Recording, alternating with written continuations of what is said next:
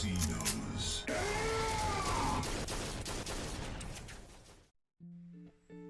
So this is my custom guard regiment. I made a video about them, I think a year and a half ago, but a lot has changed since then. Got more tanks, got a few more infantry squads, and I thought I'd showcase it again, just to show you the updates. So a lot of these models are converted, so if you want to find out how I did it, then hopefully this video will interest you. This is basically my entire guard army, so in all the battle reports and stuff, I'll be pulling from this list of dudes. Let's take a look at the army then, and we'll start with the HQs and sort of go down the unit types. So these are the HQ choices of my force. We've got a company commander, a Primaris Psyker, and then 2 tank commanders.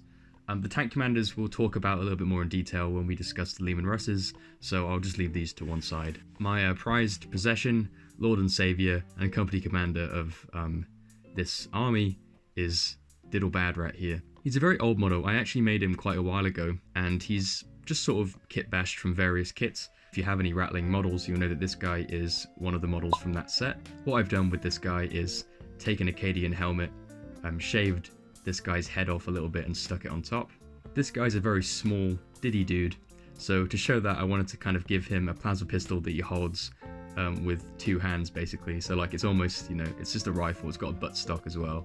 I think that's a pretty cool addition. And then on the back here, he's got an Orc close combat weapon. I use this sword as a power sword in the game, and usually when I play him, I run him with the Blade of Conquest, so he's a high damaging Rattling basically. Sort of funny little model. I had the idea of sort of making a lot of these models Rattlings, and you'll see there's quite a few Rattlings in this list, but as this army has progressed, finding a lot of Rattling models is going to be quite expensive, so I've sort of ended up scrapping that idea, but we still have Rattlings in the force. The next guy here is just a kit-bashed Primaris Psyker.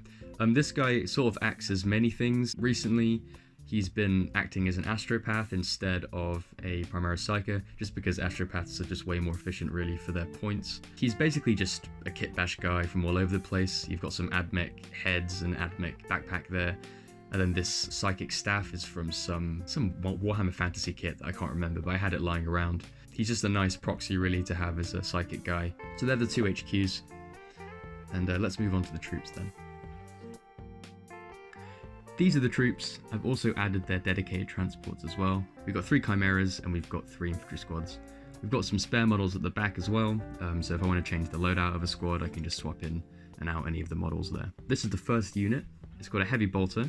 And we've got a Rattling Sergeant. Most of these guys are made from the Soviet-Russian Summer Soldiers kit by Warlord Games, so they're a Russian kit for bolt action. But basically, I wanted to have that sort of Russian aesthetic, so I thought it would be best to use those models because they're relatively cheap in comparison to 40k models, and you get 40, I think, in basically a pack. And all we've really done is just taken lasguns from the Acadian sprues and the Catachan sprues and given them lasguns instead of their sort of World War II era weapons. Pretty easy conversion. We just replaced their guns with the lasguns there. And what I found is that actually it was difficult to stick these on because they're quite larger than the scale of the Soviet models, but they still look okay. All I had to do is sort of take off the buttstock because that was getting in the way of the models, but some of them have the buttstocks on them.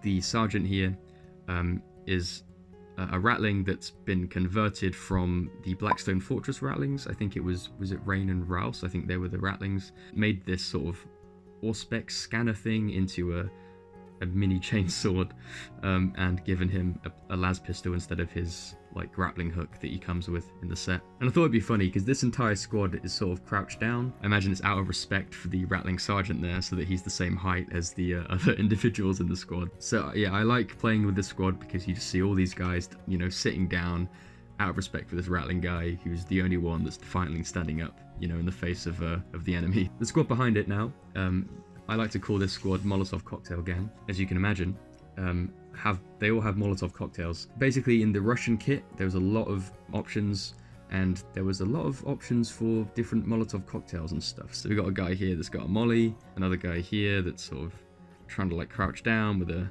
combat knife there from one of the Space Marine kits I had. And we've got a special weapon flamer guy who's just sort of got his arm in his face trying to block impending doom in front of him. I've got a lot of other guys that just sort of have bayonets equipped to their lasguns to kind of fit with that close combat aesthetic. So next squad, we've got this squad here. This is the most recent squad, I think, because I made the other two sort of for that Crusade army that I showed on my channel. I quite like this base, mainly because if you take a wound, you can remove the loader and then have that as just the one guy standing there. But this base is from another Warlord game set. I think it's Test of Honor. The base is relatively the same size as a base from a regular 40k kit. We've also got a sergeant who's just pointing, and then the rest of these guys, they're just sort of generic guardsmen. I quite like this guy sort of like tiptoeing. He looks like he's got into trouble or something. And just to show that, yeah, some of them do have buttstocks, you can see here, but again, the guns are quite large on them. But I like that.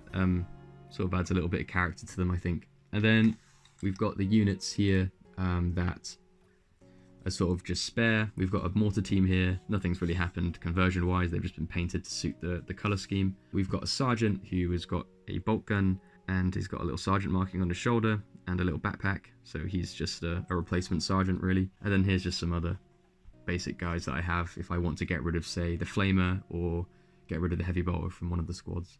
And then finally, we've got the chimeras. This flamer chimera is for the Molotov cocktail gang. Forge World turret chimera that's got the autocannon. You can't use it anymore though. I think it's legends now, so that kind of sucks. And then we've got a standard chimera here. It's just got the multi-laser and heavy bolter. Okay, so let's move on to the elites then. So these are the elites. We'll start from the front, I guess, with this Ratling squad. Actually a new addition, really. I didn't have a full squad because I used one of the Ratling models to convert Diddle Bad Rat. So this guy is from the Blackstone Fortress set, and he is responsible for making this squad viable. So next we have the platoon commander here. Again, just a standard platoon commander, but with a bolt pistol. He doesn't have a chainsword equipped, but you always give him a chainsword because it's free. So there we go. And next up, we've got the Commissar. Again, got a bolt pistol. So I don't really use the Commissar a lot, but with this kind of Soviet-Russian aesthetic, it makes sense to have this guy, at least in the army somewhere. So there we go. And then finally, we've got the company command squad. We've got basically a flag bearer, 2 veteran guys, and then a medic.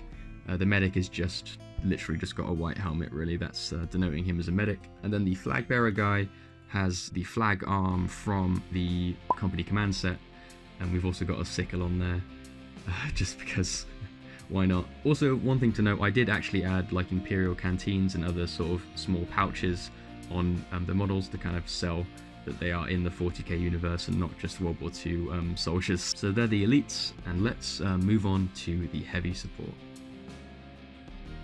So here we go, the moment you've been waiting for, the Lemonrusses. We got 6 of them. 2 tank commanders that I've shown, and then we've got 4 regular Lemonruss right at the back. So let's start by digging into the tank commanders. This guy is simply just a stock Lemonruss kit. He's got plasma cannons, las cannon, and a battle cannon. One of the latest Lemonruss kits. A lot of the tanks that I've got here, they're all the old style Lemonrusses. The reason for doing that is out of aesthetic. I like the way that they look, really, and the other reason is price. On eBay, you can find a lot of cheap Lemonrusses, and they're all going to be the old kits, basically. This is the tank commander. I always use this tank commander, really. Dozer blade, pretty pointless, but he's got it anyway, just because I guess it looks cool. Plasma cannons, demolisher cannon, and a las cannon. Big problem with these guys is when they get locked up, they can't do anything. Hopefully that doesn't happen, because you've got other tanks that will be in the way of them getting locked up. So, there we go. So now the Lemonrusses. The first Lemonruss is a converted Lemonruss Punisher tank. So basically you can take the Onslaught Gatling cannon from the Redemptor Dreadnought, and you can put it in replace of the battle cannon turret. And it fits basically perfectly, which is really cool.